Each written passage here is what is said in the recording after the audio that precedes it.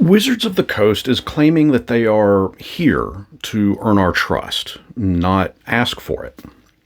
GameMasters here, and I recently sat down with some key players of Dungeons & Dragons to discuss an article that Dan Ayoub, the new head of Dungeons & Dragons franchise, posted a few days ago over on D&D Beyond. Our discussion covered some pretty in-depth looks at what WotC is looking to do, and I'll link to that discussion panel a little later in this video. But the essence of today's video is to go over what Dan's article means for the future of Dungeons & Dragons. It's no secret that Wizards of the Coast has failed us in recent years. And while I'm not going to sit here and rehash in detail all of the situations, I think it's still very much fresh in everyone's minds regarding things like the attempted OGL change. How the community revolted at that. The mass D&D Beyond cancellations, which led to WotC ultimately walking back that decision. Two, we had the insanely overpriced Magic the Gathering 30th anniversary booster pack release that couldn't be used even in tournament play. There was the a la carte purchase removal from D&D Beyond, and of course, many players simply got fed up with the overall seeming agenda that D&D and the direction that D&D was going.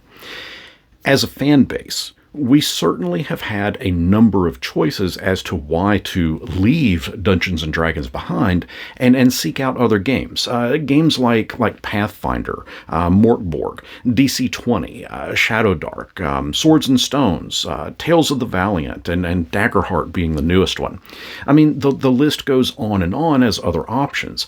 And I genuinely feel that, if anything, WotC, or at least Hasbro, has recognized that a good chunk of their revenue simply got up and left the building. We've also seen in recent months D&D creator talent leaving, either of their own accord or not by their own choice. Some fans have said good riddance. Others have followed those creators to their new lots in life with other game companies. But the bottom line is, I really do think that this has all impacted D&D's overall growth. WotC, or Hasbro, has made some bad choices over the past few years, and that's just flat out costing them.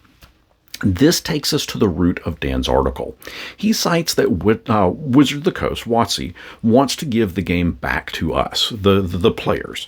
He states that the new rulebooks were shaped by our feedback, at least in part.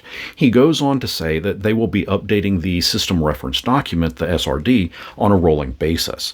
Sadly, his article fails to provide an update on previous edition SRDs that we've been told in the past that they were wanting to release. Nothing about second edition, nothing about first edition, no updates to third edition.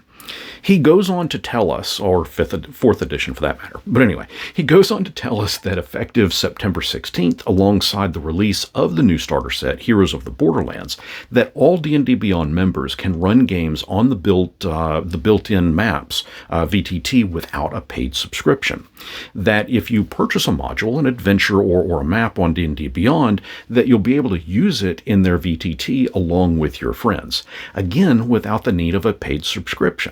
Of course, he also points out that should you want to pay for a master tier subscription, that you'll have access to even more customizations. And it's a good bet, too, that we'll probably see microtransactions that are going to be built into it further down the line. That's neither here nor there. Dan also tells us that they are looking to put together an advisory group made up of creators, publishers, educators, and fans, that the ultimate goal there of this group is to help shape the future tools, policies, and content. There is an important line in this section that I want to return to, but he states that this won't be a one-time survey like we've seen for past things. And you guys know what I'm talking about here. It's the one that lists out something like 200 some odd questions, where 50 of them are basically saying the exact same thing or asking the same thing. They're just worded slightly different. Yeah, and he assures us that the formation of this group is not going to be filling out those kinds of surveys. He also states that this is not a public relations move, and that's what I want to return to in just a moment. Dan's article tells us that they have stumbled, that they, Wizards of the Coast, have learned from that stumble, that they are committed to clear communication, more transparency, more consistent support for players, creators, and publishers. He says that they are here to earn our trust, not ask for it. He says that they are investing long-term for Dungeons & Dragons and want us to be a part of that. And if we are to take him at his words, at face value, this is a step. It's a step in the right direction, but it's definitely not crossing the finish line. My 2 cents here.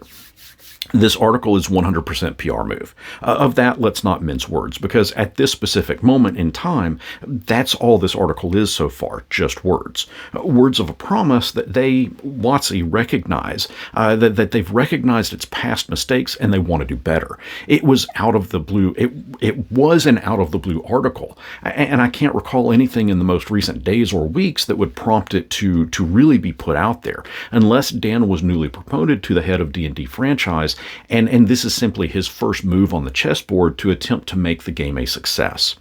But that within itself does not guarantee success, but the acknowledgement of past mistakes is a necessary starting point. Do we take Dan's words at face value? Will his pledges translate into lasting and overall structural changes to the game? Or is it all simply PR optics? We've seen these kinds of community posts before from Wizards, and almost all of them have fallen flat.